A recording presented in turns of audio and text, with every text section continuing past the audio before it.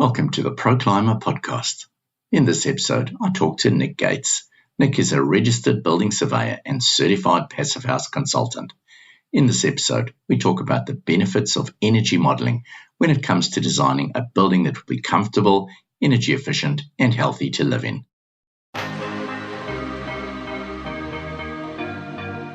Pro Clima inspires and educates people to create healthy, durable and energy-efficient buildings to live, learn, work and play in. Welcome, Nick. Welcome to the Pro Clima Podcast. How are you doing? I'm doing very well, thank you. It's great to be here. It's been a little while since I've done a podcast, so this is exciting. Now, Nick, just to give the audience a little bit of an introduction to yourself, whereabouts in the UK did you grow up? Well, I didn't actually grow up in the UK. I grew up in the Isle of Man. If you're going to be technical about things, us Manx people like to point out the fact that the Isle of Man is an independent principality and it's in the British Isles, but it's not part of the UK or Europe. So, yeah, it's in the Irish Sea there between Ireland, Scotland, and Wales. It's a small island. It's probably population's up to about 80,000 now. It was about 60,000 when I grew up there, and I grew up in a little fishing village of about 4,500 people, which was quite an idyllic upbringing. Oh, wow. Sounds like it. But I'm sure you'd be used to cold and wet weather over there. You never get used to cold and wet weather. Yeah, the climate's significantly better here. So when you were growing up, Nick, what attracted you to go the engineering route?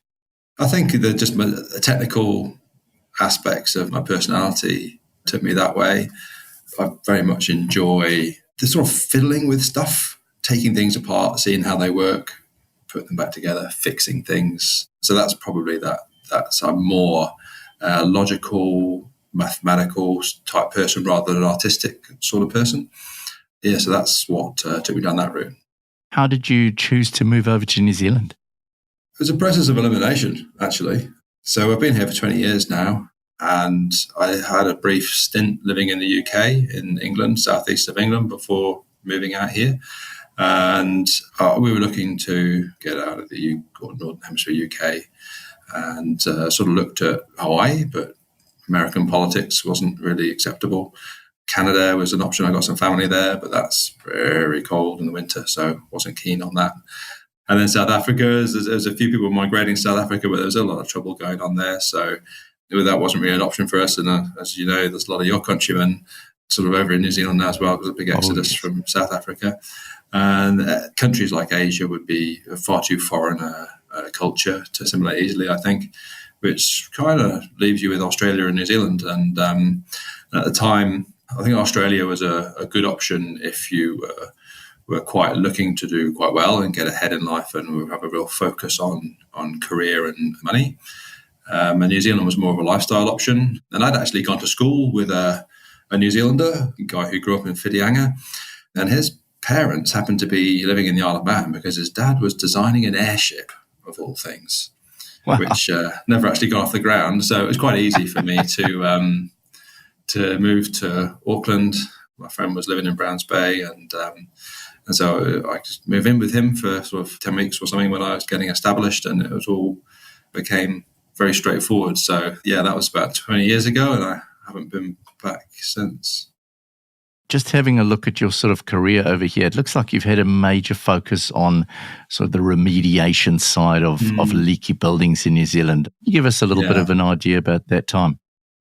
Yeah, that's true. So before I left the UK, I was actually working as a general builder. I started doing property renovation in the late 90s and bought a house in the rural Cambridgeshire and met a block layer who the general is brick and block layers kind of run the scene in the UK for building, and his carpentry skills weren't that great and mine were pretty good. So I went to it with him for a while. And then when we emigrated out to New Zealand, I used my engineering degree to go into the skilled migrant route for residency. I took a job with Navman in the marine electronics department as an operations quality engineer because I was a very passionate sailor as well. So that's how I kind of ended up here. But then I was very keen to get back to building. On my mother's side of the family, she has 8 brothers and a sister. all the boys are carpenters and stonemasons and bricklayers and, the trades. So I certainly had that background in the family. That's something I was very passionate about. So I went back into doing some building in New Zealand. I did what you might call a Kiwi apprenticeship in timber frame building construction. I didn't do an official apprenticeship. I worked with a journeyman carpenter who taught me all about that. Sort of that led to me building my own house and then starting a small residential building firm called Bow West Builders. We had a couple of teams and did all sorts of building work. This was in the mid-2000s. And inevitably, you kind of come across leaky buildings when you're working as a builder in Auckland. And I was fortunate enough to have a contact who owned a few properties in a development in West Auckland, and they needed to be fixed up. And so I was doing some of that work for him, but also recommended that he could possibly get some compensation through the WHRS Act because they were of that age. And in that process, I met some building surveyors. So Warren Neville, who's a very well-established building surveyor. I actually work with Warren now, training building surveyors in forensic investigation techniques, and also some other guys, Tony Hodge, who's left the country now, and Barry Gill. And so that was an eye-opener for me. Didn't really understand what building surveyor was in New Zealand or what they did. And it occurred to me pretty quickly that like a professional background with the sort of report writing skills and the engineering background, the quality assurance focus, and the ability to build and remediate buildings was a pretty good recipe for a background for a building surveyor. So I retrained with the NZIBS and became a registered building surveyor and got into the other side of fixing leaky buildings, and very quickly got into the expert witness side of things. So I've been providing expert witness services in construction disputes related to defective building, primarily leaky buildings, since about 2010. And it's a tough world to work in because it's very emotionally draining, and people are suffering great losses, whether you're working for a plaintiff or a defendant.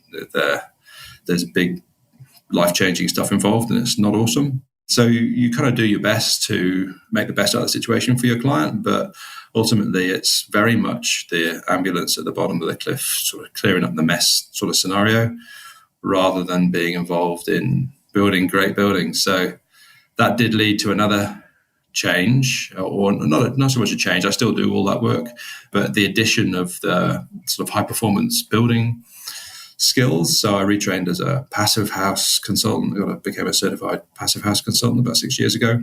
It was actually largely due to Pro Clima that I got into that. It was the sort of the learnings that came from the early days of the education, the industry education that Pro Clima were pushing, that really opened my eyes to that, which was great. I've always, ever since, been a great advocate of Pro Clima because of firstly the great products, but really the education that you guys provide in industry. I think it's really laudable. And so that's me trying to be part of the solution to build better buildings, was the high performance building focus, which is kind of where we come to now. Fantastic. So you actually ended up building your own passive house, didn't you? I did, yeah. So I'm currently living in a certified passive house in rural northwest Auckland, Muriwai Valley. And it's a very nice experience, I have to say. It's a very nice experience. So we've got 4 degrees this morning outside, and the internal temperature was 21.8. And we're not really running any significant heating at this point. The house is like a big battery. It charges itself up from the sunlight coming in through the windows during the day and just holds that heat all night. So it's a very pleasant experience living in a certified passive house for sure. I can only imagine. So give us a bit of an introduction to your journey through that build process and what you learned in that process. It was a little bit of a tortuous route. It was a long time in the planning, but that was sort of external influences, developments falling over and losing the section that we'd bought. And the house was actually originally designed, probably started off in 2018 or something like that, not actually finished till 2023. So a long process. The house was was designed for a north-facing site with panoramic views. So we had quite a lot of north-facing glass with very wide overhangs. So the original thermal design of the house was very good. And when we came to a new section, we had to orientate that more northeast, up a valley. So that produced a little bit more of a challenge with regards to managing that thermal model, because those overhang shadings weren't quite as effective once the building was facing more northeast rather than facing true north. So yeah, the design process was good fun. We designed it in-house at Barefoot Architecture, which is the sister company to Reveal Building Consultants. And that's where our new build design work goes on. Yes, I obviously used the Passive House planning package, PHPP, for the energy modelling. And I was a little bit naughty in that we actually started construction before finalising the approved design through sustainable engineering. And I guess I was probably a bit guilty of using my familiarity with the likes of Cara and Jason Quinn, and Cara Rosemeyer, to not follow the proper process, which was actually, it didn't nearly catch us out. It gave us a scare towards the end of the project for sure. So I certainly wouldn't do that again. But it's a little bit like the builder's own house never being finished, right? It's from a construction point of view. I mean, at the house, obviously, we didn't pass that pre-construction review eventually, and before the house was finished, and the house did comply with the standards, and it is a certified passive house, so it's quite important to get that out there. But during the build process, there were some interesting things came out of it. So we learned that the design, the way we built the building was virtually using CAD and BIM. So we got to construct the building, in the computer before we actually built it on site. And what we found, just sort of in summary, was that was an incredibly accurate process, which was very good. And we, largely because of our knowledge of how it goes wrong with construction, with building failure and problems that we get on site, because we see that all the time, we produced a very high volume of plans to really inform the construction team as much as possible, and also a huge amount of details. So every single junction you could think of pretty much was detailed on the building. And we did have a few contractors involved. So just because of the way things were back in 21, with the market, it was quite tricky because we were going through COVID at the time. My builder had a few jobs on. Now, this is actually a guy that I used to build with back in the mid-2000s who came to build my house. He's a friend of mine. And so that was wonderful, but he didn't have time to do the slab. So I got separate contractors in to do the slab, and we got it dimensionally accurate, really accurate, which was good. I had to have a lot of input there, but we did get there. It didn't turn out to be as flat as it could have been. So we had to do a bit of work around the perimeter because we used informant SIPs for the structure. But by and large, that went well from a sort of dimensional point of view in plan. We had some, although I'm embarrassed to say it, some structural steel in the building, which I'm really against. But the engineers we had at the time weren't going to play the game. So that was made up from our CAD work as well. And then it came, and we had some big in situ concrete walls put in for showers, which was another contractor. So there's quite a lot of people coming together. But kind of what I wanted to get round to was that, by the time we'd gone all the way around the 60-meter perimeter or whatever it is of the building with the SIPs, building them panel by panel, and came to the final panel to be installed next to a steel post, we were actually within 0.5 millimeter of plan. And that is unheard of in construction generally, particularly when we're using timber frame construction, right? So we learned that our virtual construction and our ability to transfer that to site is really good. So that was a great learning, as well as some other sort of, designing with SIPs sort of type learning. So the construction of the SIPs was really interesting too.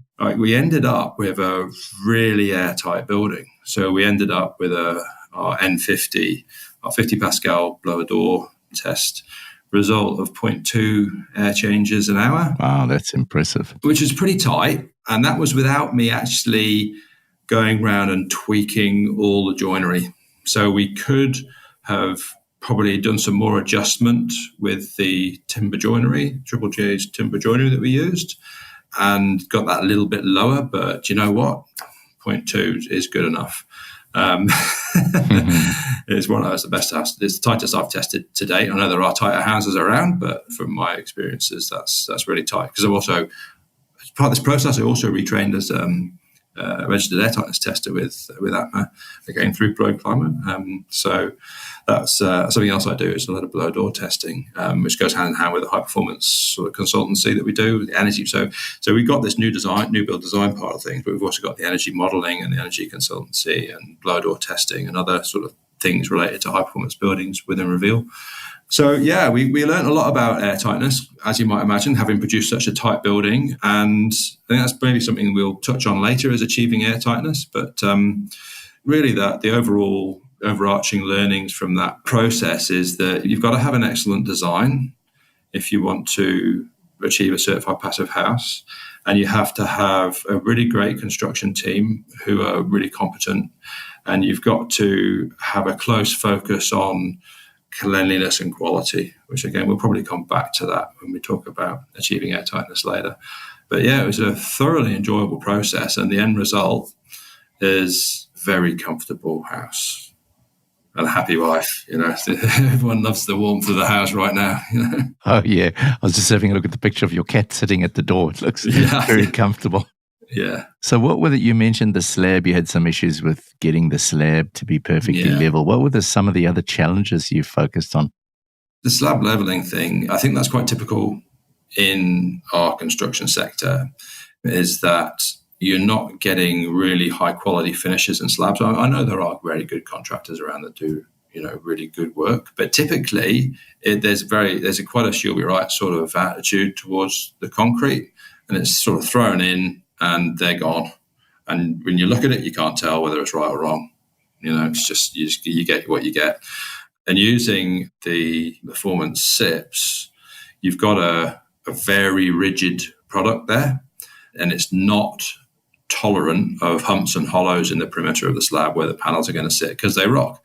And if you've got a panel that's 2 stories tall and it's got a little bit of a hump in the floor and it's rocked the panel, the top of the panel is going to move out a long way. So we just had to grind round the perimeter to take out some of the humps there to make that work well. It was a slight challenge. Educating people in under slab insulation, that was very new to these guys. I mean, I know like edge insulation is way more common now, just with the changes we've had to H1. And so there's definitely a gearing up in the market and more of an understanding about that edge insulation. But at the time, there wasn't many slabs around that were fully insulated underneath and edge insulated. So just getting those joints glued around the perimeter was, why are we doing this kind of thing? So there's lots of education going on with different contractors there. But I found that when people understand what you're doing and why, they're really on board with it. And certainly the builders using the performance system, they didn't want to build another stick frame house again after that. They really, really loved it. So that's kind of the education aspect. It was, I'd say, a challenge. Sequencing of build is maybe slightly different with when you're building an airtight building, whether it's a passive house or not. And understanding how the sequence needs to work is a good thing. Trying to make sure that you've got your under slab weather tightness as well. So all the penetrations through the damp proof membrane had trade seal type grommets on them, or whatever the Thermocraft 1 seals I think they are for the DPM, and it's like the Rowflex and Carflex grommets that we use from the Pro Clima system in the walls. There was a big focus on minimizing penetrations through the thermal envelope, for thermal reasons and for air tightness reasons. So we learned some new things about deciding where our services were going to come in and out of the building. It was a big one at the design stage, rather than it's very much typically when you're building houses, you kind of the Sparky and plumber, whomever, will rock up and say, right, where do you want this? Where do you want the cables coming in? And they'll just bang down through the bottom plate and through the corner of the slab or something. And and it's all very after the fact. So we planned where all our penetrations were going to go and how they're going to work. That was an interesting learning. And yeah, I think also the other thing is the ventilation system was all planned. So the whole of the services of the building was actually approached more like a commercial building, that we had a service duct plan, and all our ventilation and our water and our power and our communications equipment, everything went through this service duct and branched off into the house from there. So we had a clear idea of where all our ventilation services were going to go. And that's a challenge that we have quite a lot, is that maybe people will come to us with a design and say, well, how are we going to put our ventilation in? And it's actually a service that we provide to one of our sort of partner companies, which is Solution Air. I think you know Massimo Biscula. Yes. And that we do BIM models of ventilation layouts to other people's plans. And we find that they haven't really planned anywhere for the machine itself to go and where the ducts are going to go and the main supply and return pipes. So that's a good learning there. Certainly a challenge typically a challenge in building performance buildings is where that's going to go. Fantastic. Sounds like a really great project. I know I've looked at a couple of the pictures online. It looks extremely comfortable.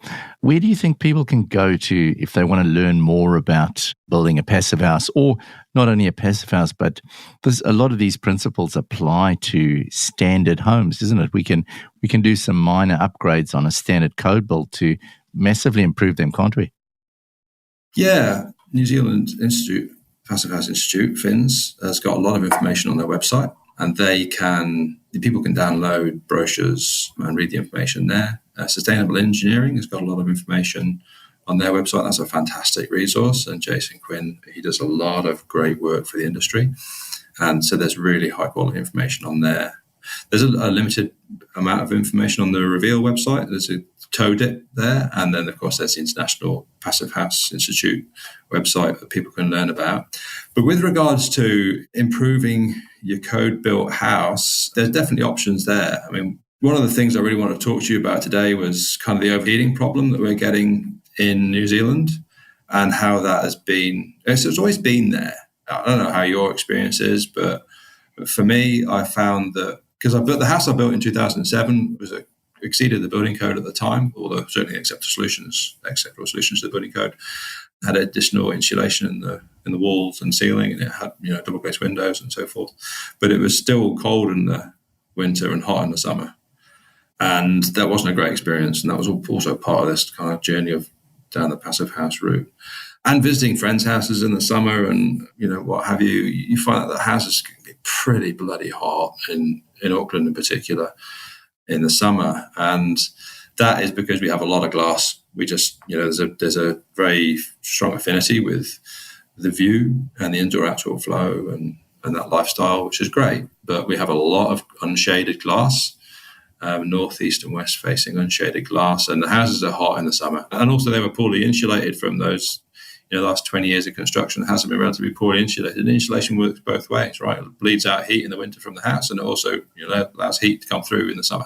So very hot situations. Now we've had this H1 change, which is further, it's more than doubled the insulation in the ceiling, and it's up the wall insulation and made basically pretty much got to have thermally broken aluminium joinery to meet the acceptable solution for H1 energy efficiency, and so that has now sort of change the focus of the problem. I think that the government, they're really well-meaning in increasing insulation levels because it improves the winter condition markedly. And the winter condition is what drives the worst health outcomes for people living in New Zealand, typical New Zealand buildings. And it also creates that fuel poverty problem where people can't afford to heat their houses. So we've had this like cold, damp, moldy, energy-hungry buildings that are really uncomfortable and cold in the winter. And so the H1 upgrades have gone a long way to fixing that problem, I think, probably. And we still have some air tightness issues, which could do with being addressed. But by and large, I think that the changes, the increases in insulation levels have been really good for the winter condition. But of course, we're still designing houses in exactly the same way. When I say we, I'm talking about the industry, not Reveal or Barefoot Architecture. But as an industry, we're still designing very similar houses to we designed before the changes. And now the overheating problem is magnified, I don't know if I'd say tenfold, but there's a significant increase in overheating problems. And so while the winter condition is now better, which is going to be good for a lot of people, it's really uncomfortable in the summer. It doesn't drive the same poor health outcomes as the poor winter condition does, but it is very uncomfortable and it requires a lot of energy, right? So we've shifted the balance from requiring a lot of energy to heat a house in the winter to requiring a lot of energy, probably a lot more energy to try and cool the house in the summer, because more energy is required to cool the building than it is to heat it up. It's just the way that building physics works. And so that is a problem, and we need to try and do something as an industry to fix that. So what we've been doing at Reveal is undertaking energy modeling for people. And we've got two main tools to do that with. It's the PHPP, which is quite a very detailed method, and we've got the Speckle system that we use, which allows us to produce much more low-cost energy models, which is great. So on a typical building of average sort of size and complexity, we can produce an energy model for around $600 that will really inform people on what their heating and cooling demands are going to be and how that overheating is going to be. And so what needs to happen is designers, I think, need to undertake a lot more thought with regards to how is this building going to perform, particularly in the summer when they're designing buildings. And the key things are really using fixed shading for north-facing glass and minimizing east and west-facing glass, and just generally reducing glass areas, in buildings, but modeling the buildings to understand exactly how it's going to work. And that's typically not undertaken. Now, there's different ways of showing compliance with Building Code Clause H1, the schedule method, the calculation method, and the energy modeling method, right? So the schedule method is what is the lazy way, if you like. And that's the one where H1AS1 is prescriptive in you need to use R6.6 in the ceiling and 2.2 in the walls and blah, blah, blah. And so it's very easy to just, with a pen stroke, go, okay, R6.6 in the ceiling, even though it needs roof members at a skillion roof that are 350 mil deep or whatever. It's this huge, thick insulation. But it's a simple compliance pathway. You just go this number, that number, and boom, you comply with the schedule method of the building code. But there's no thought at all to how that building's actually going to perform in reality. And that's where energy modeling comes in. The calculation method is a little bit more involved in that you're looking at actual construction R values, but it doesn't consider cooling energy. It's not a total building energy calculation method. And so we found that we can have buildings that pass the H1 test for a calculation method, but they fail it when you go to energy modeling. And that is because it doesn't take into account whole building energy, the cooling energy. So using the energy modeling method, you get a real representation of how the building is actually going to perform. You understand what the overheating is going to be like and how much air cooling energy is going to be needed to make that building comfortable in the summer. And so that shines a light on our sort of design work. So if we shift away from using the schedule method, which I don't think is really an appropriate way to design buildings anymore because of what I've just explained, and go towards a modeling method, then we're going to have much, much better outcomes for consumers when they're building their new houses. We've done comparisons. We've taken a building and we've put them in two different climate zones, Zone 1 and Zone 5. We've run the models, and we're finding we're even getting overheating into the winter months because of just the typical designs that we have in New Zealand.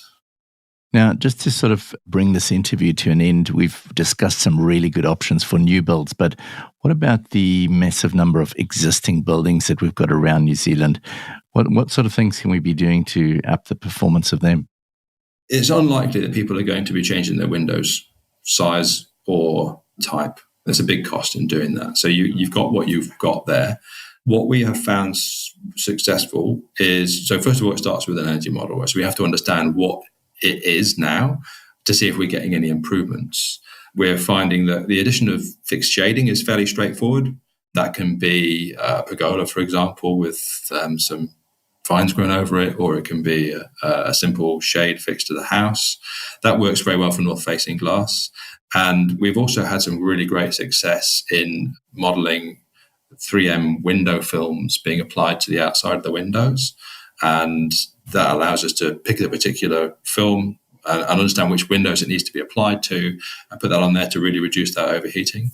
And those houses are still suffering from problems in the winter condition as well, right? So the big thing you can do there, obviously you can retrofit insulation, but you have to understand what the effect of that is going to be, particularly ceiling insulation. So we can model that and say, well, yeah, we do this and this is the result. This is what your sort of heating requirement would be before, and here's your heating requirement afterwards. And you can also see how much money people are going to save as well, which is quite good. But also improving airtightness is quite important with a winter condition. So we can help people understand where the air leaks are in their houses through testing and some methods of improving that air leakage. Fantastic, Nick. Well, thank you so much for your time this morning, and my pleasure. Look forward to catching up with you again. Okay, thanks, Simon. Cheers, Nick. Sharing knowledge is at the heart of our strategy to make buildings better for everyone. Sign up for our podcasts to learn more about creating healthy living conditions by protecting building structures from external and internal moisture damage. Thanks for listening. Looking forward to having you with us next time.